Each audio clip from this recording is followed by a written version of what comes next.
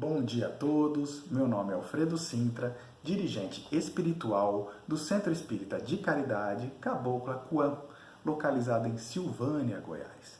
Nossas sessões, todas as terças, a partir de 20 horas. Nosso desenvolvimento mediúnico e estudo da doutrina umbandista, às sextas, também às 20 horas. Hoje gostaria de conversar com vocês sobre mistificação, a pior doença do espírito. Como já falei em alguns textos, existem dois tipos de mistificação, a direta e a indireta. Uma causada por espíritos enganadores e a outra pelo próprio médium. Em toda casa espiritual pode ocorrer o mal da mistificação, oriundo muitas vezes de um animismo exagerado, ou mesmo da vaidade e da ganância de alguns médiuns. O próprio contexto da palavra já é muito pesado. Mistificar quer dizer ludibriar, enganar, mentir, tirar proveito, embuste, farsa. Com certeza, médiuns idôneos não possuem tal característica. A mistificação é um mal considerado grave perante o espiritual, porque causa danos tanto para quem pratica, quanto para quem é vítima de suas maquinações, atingindo tanto o plano espiritual quanto o plano físico. Um ato controverso para quem afirma amar a sua fé. O que o médium mistificador se esquece que ele, mistificando, está manipulando, brincando com forças espirituais, podendo despertar ataques e obsessões muito graves à sua vida. Muitas vezes o médium está com problemas pessoais, está desequilibrado, sem condições de estar trabalhando dentro da sua corrente.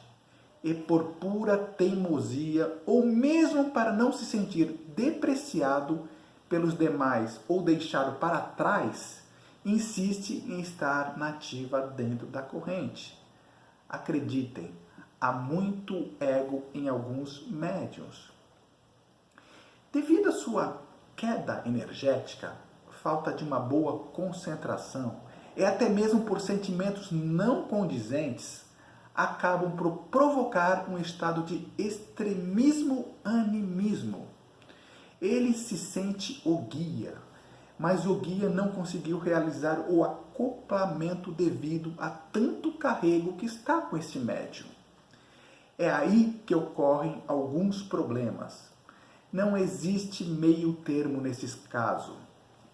O guia-chefe percebe de imediato esse problema e podem corrigir de imediato ou apenas deixar que o próprio médium se perca no decorrer de sua representação. Vamos elucidar esse ponto de uma forma mais clara. Eu vou dar um pequeno exemplo que eu já vivi em algumas outras casas, na qual eu estava até estudando, né? O nome é fictício. Digamos, Roberta é um médium que está passando por um momento difícil em sua vida particular. Está trazendo esses problemas para a sua vida espiritual. E sua atuação dentro do terreiro, desequilibrada mentalmente, fisicamente e espiritualmente, não está tendo uma boa desenvoltura quanto suas atividades mediúnicas. Está chegando nervosa, com raiva, com maus pensamentos que estão indo contra os valores espirituais, que deveria realmente ter dentro de sua egrégora. Na realidade, não está conseguindo separar uma coisa da outra. Seus guias não estão conseguindo se sintonizar e mesmo com as orientações, conselhos e advertências, não está assimilando as correções. Roberta começa a princípio a ter um excesso de animismo, o qual é corrigido pelo seu dirigente. Mas com o tempo esse excesso passa a dar sinais de um problema ainda maior, ou de uma mistificação consciente.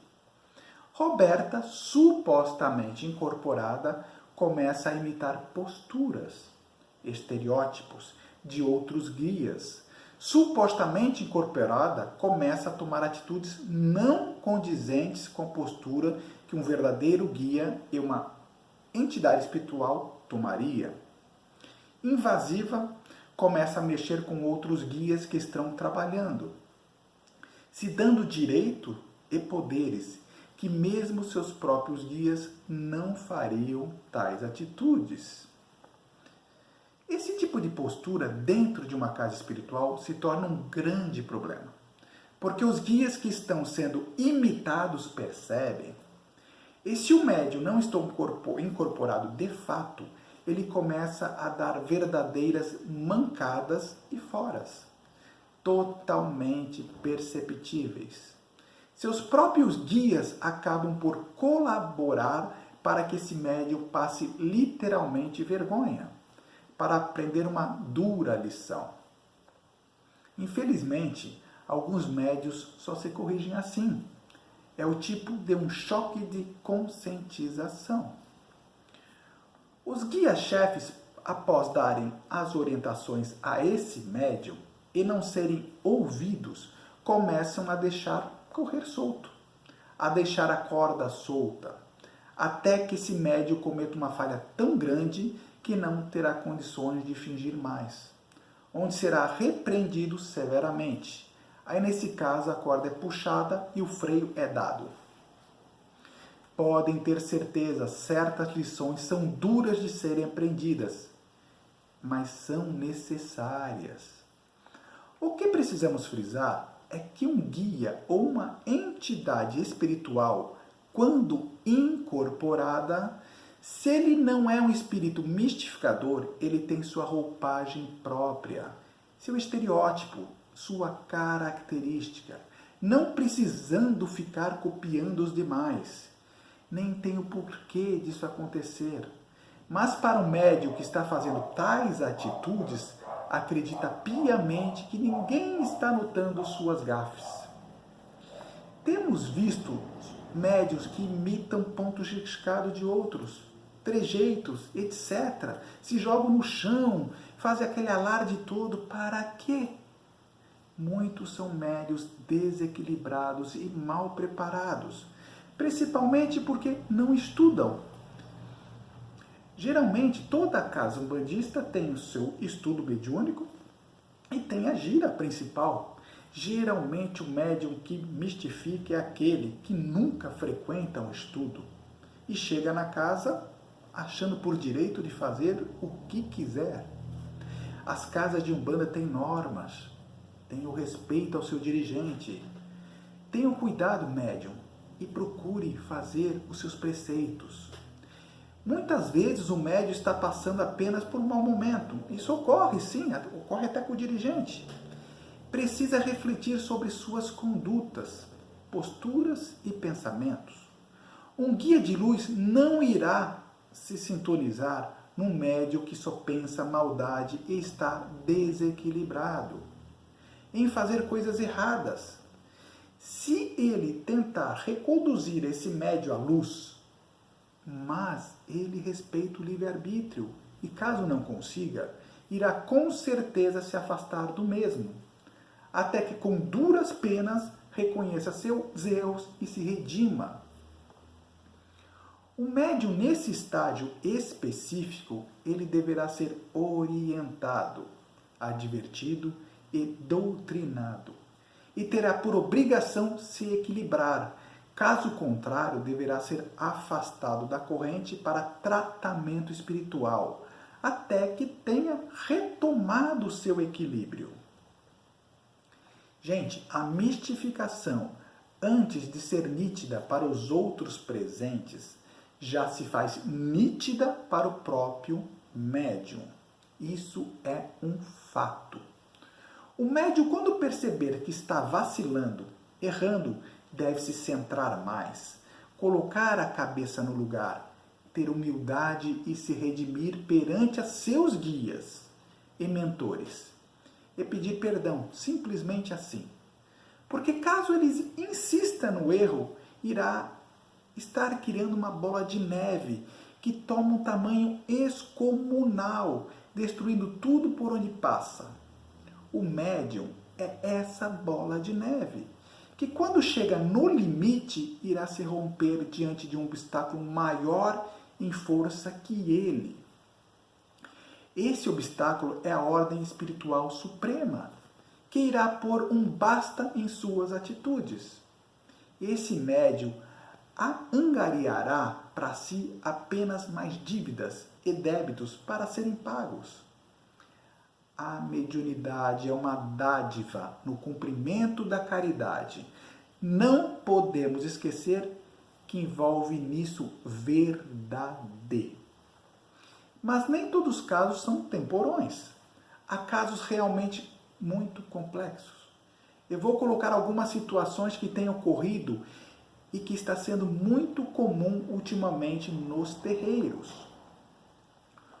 Médios que compram um livro dos 300.000 pontos riscados, olham e decoram em um determinado ponto. E quando chega no terreiro, lá está ele supostamente incorporado, riscando o seu ponto. Outros pesquisam na internet mesmo, só frisando que um ponto riscado não é apenas um desenho de flechinhas, arquinhos, corações e estrelinhas. Ali consiste em portais, sendo abertos e fechados. É uma assinatura, uma mandala energética de canalização, centralização e magnetização e expansão. Um ponto riscado errado pode sim provocar graves desequilíbrios. Um ponto riscado é uma invocação de forças espirituais. Um símbolo errado num ponto riscado é como tirar uma peça extremamente necessária em uma máquina e querer que ela ainda funcione. A ânsia de saber a história da entidade ou guia, muitas vezes vemos uma história X, mas o médium acha que aquela história é para todos os espíritos, que responde a uma determinada falange. Gente, não é. Cada espírito tem sua própria história. Quer saber a história do seu guia e da sua entidade? Deixe que com o tempo ela mesmo conta, desde que você seja merecedor disso. Nomes de guias e entidades famosas e conhecidas, ultimamente está uma chuva de Maria Padilha e tranca ruas. E deixa uma questão interessante: onde foram parar os antigos espíritos que trabalhavam na Umbanda? Tem uma pequena tese para isso. Os médios não estão encontrando eles na internet, e nem em um livro, e por isso desconhecem a sua existência. E como eles vão imitar? Aí pergunto, está correto isso? Alguns nomes antigos, como Caboclo Aracanha, Cabocla Jassanã, Exu Trinca-Ferro, Exu Quebra-Ossos e assim por diante. Não vou dar nome aos outros nomes, senão já viu, né? Será que está havendo realmente uma incorporação de fato? Ou estão usando o nome de uma entidade e guias famosos por pura vaidade e prepotência? Só lembrando que numa incorporação real, de fato, de um guia, vem e sabe perfeitamente quem ele é. Ponto. Vamos pensar nisso. Excesso de fantasias. Estamos vendo os terreiros que estão parecendo escola de samba. Ou conto de Cinderela e Rapunzel. Que graça tem, né? Ter um guia excelente que teve uma vida comum, que não foi nem rei nem princesa, não é mesmo? E agora vestido de Rapunzel de príncipe. Pense nisso. Médios fantasiosos, já apareceu de tudo por aí. Médios que pulam como sapos e outros se arrastando como cobras. Outro que incorporou o cavalo de Ogum. Outros que se jogam no chão achando que eram peixes. Meu Deus, está complicado. Animismo ou mistificação? Deixo para vocês refletirem e tirarem suas próprias conclusões. Observem com seriedade essas questões, essas manipulações quando feitas conscientemente. feitas de propósito. Pode ser, sim, classificados como uma mistificação, porque o médium tem pleno discernimento de seus atos. Gente, antigamente não havia pressa. O médium tinha a seu favor todo um tempo de aprimoramento, de estruturação, de evangelização e doutrinação. Os médiuns eram ensinados para serem conscientes de seus atos. Era trabalhando suas vaidades, egos, fantasias. Os médiuns eram trabalhados para despertarem suas qualidades e dons de uma forma séria e responsável. Hoje estão alimentando o ego, a fantasia, a mistificação, e quem tem a roupa mais armada, mais brilhante, ou a coroinha mais cheia de cristais. Hoje os médios mal chegam na corrente e já é colocado para trabalhar. Na minha casa não. Na minha casa nós temos o tempo certo. Primeiro a limpeza das pessoas na assistência. Posteriormente a frequência no estudo mediúnico. Depois a entidade que utiliza, que é a proprietária da casa, verifica se a pessoa tem condição de trabalho. Tudo com muita calma, sem muita pressa. Tem médium que se acha tão ultrassumo que ele se sente o canalizador das forças de luz. Ele não dá passe, ele apenas reflete a luz do universo. Humildade passou muito longe. O médium, mesmo que de colocar a mão na massa, trabalhar com dignidade, nobreza, mantendo os seus preceitos, indo para o terreiro de coração aberto, com propósitos dignos de ser o instrumento de mensageiros, sem pressa, com doação no atendimento. Isso ninguém quer. Ficar ali incorporado 1-2 horas no atendimento aos consulentes, nem pensar. A desculpa é que ele está acima dos meros mortais. Talvez seja melhor assim, ser apenas um poste, do que fazer um atendimento mal feito e falar bobagem às pessoas. Infelizmente, pessoal, muitos médiuns estão indo para dentro de uma corrente espiritual achando que está indo para um teatro, um baile à fantasia. Espiritualmente não é isso, é coisa séria. Mexemos com vidas. Não importa se o guia ou entidade não tem um nome conhecido ou famoso. O que importa é que ela tenha um guia idôneo, verdadeiro, comprometido com as questões da luz e da espiritualidade. Que adianta você passar por um guia com nome pomposo e esse guia não transmitir nada de útil e coerente? Que adianta o médium estar com uma roupa linda, um belíssimo penacho? Você olha na figura de sua frente, não tem manifestação espiritual nenhuma. É preciso ter valores espirituais e mediúnicos, humildade, seriedade, honestidade e caridade. Que adianta mentir e estar incorporado? Isso é uma vergonha ficar fingindo, chegando ao cúmulo do absurdo de ficar sem saber o que fazer. Ficar olhando para o lado e copiando o outro, ou se sentir o tocha humana e ir querer manipular fogo e botar fogo em si mesmo. Por favor, né? Vamos ter mais respeito pelos nossos guias e ancestrais. Colocar a cabeça no lugar e levantarmos nossa fé com respeito e dignidade. E sabem qual é a maior causa? Vaidade. O querer aparecer, o que não é, o que não ser, simplesmente o que não se é.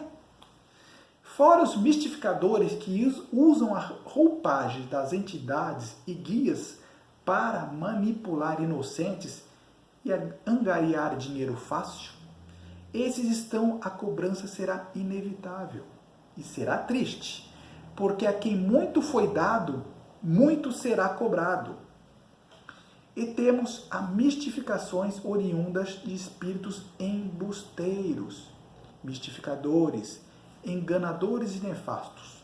Esses são terríveis, precisam de pulso forte, doutrina, encaminhamento e evangelização. Estão cegos dentro de suas arrogâncias e trevas. Inconscientemente clamam por ajuda, mas quando não descobertos, podem sim serem alimentados e colocados em crédito, podendo prejudicar várias vidas que se envolvem em suas falácias e artimanhas vis. São as pessoas que falam bem, são carinhosas, cuidadosas e por trás tem sempre alguma segunda intenção. E não se engane, um quiumba, por exemplo, quando acha um médium ou mesmo um terreiro que podem fazer de instrumento, fazem dele solo fértil. Vão como ratos roendo os cantos do alicerce de qualquer casa, trazendo danos terríveis. Para se chegar a eles não é fácil como se pensa. Eles têm vários espíritos que agem como verdadeiros testas de ferro. Somente guias e mentores e uma boa ordem de executores e guardiões da lei podem aprisioná-los. Eles são os piores espíritos mistificadores, porque usam de nomes de entidades idôneas, fazem acontecer, realizam o desejo das mais sórdidas montas, mas não se enganam, são assim prestimosos enquanto tiverem o que querem. Assim que perceberem que seus fantoches não mais os alimentam, se viram como uma cobra mordendo a mão de quem o alimenta. Prestem atenção. Quem não aceita crítica corre muito o risco de estar com um obsessor desse tipo. Uma árvore pestilenta nunca irá dar bons frutos. Se o médium não teve berço, não terá estrutura. Há muitas casas que alimentam mistificações porque querem muitos médios e não quantidade. O médium sério deve ter consciência disso e procurar amparo caso esteja em uma casa assim. Nossa casa é pequena, temos 2 médiuns de atendimento, minha entidade e a entidade de um amigo, meu amigo Antônio. Temos 6 cambones. Sim, é pequena, passamos apuro, passamos, mas eu prefiro que nós sejamos apenas 8 com valores espirituais, com amor na alma, amor pelo próximo, do que 30 que não vale 1. Pessoal, o tema de mistificação é muito abrangente.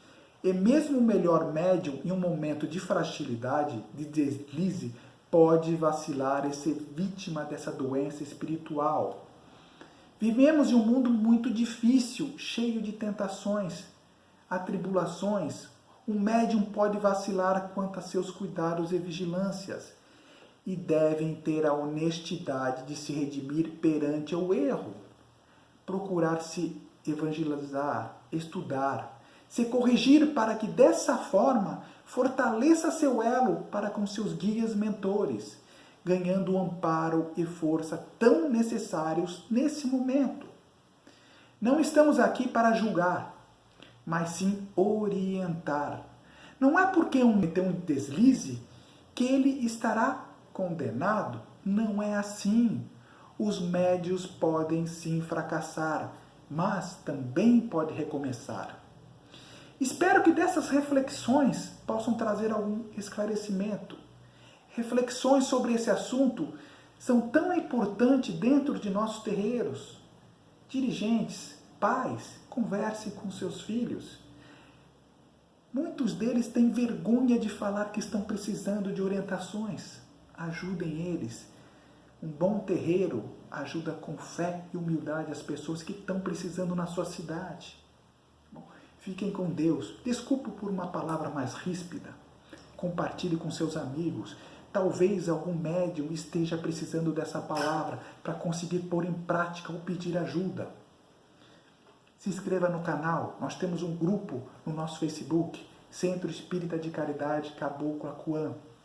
E venho aqui agradecer os médiuns da nossa casa pela ajuda que nos dão todas as terças-feiras. na sexta, no dia de estudo, e na quinta, onde fazemos um trabalho nos asilos de idosos. Quero agradecer ao Cimere, minha esposa, ao Antônio, médium da casa, a Eva, a Luzeni, a Maristela e o Luiz Cláudio. São os médios de apoio. A casa não seria hoje o que ela é se não fosse por vocês. Muito obrigado e fiquem com Deus.